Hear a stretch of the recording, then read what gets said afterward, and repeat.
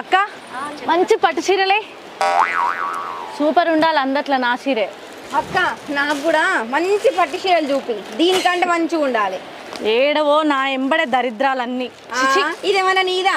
ఏమన్నా ఎంబడా అంటాను? నేను చీర కొనుక్కోనాదే. ఏయ్ చక్క నీ చీరలు వేరు. అక్క నువ్వు నాకు ఎక్కువ రేట్ చీరలు చూంచు, పైసలు ఎక్కువైనా మంచిది కానీ చీర చెమక చెమక మెరవాలి. 10,000 సరే చూపి,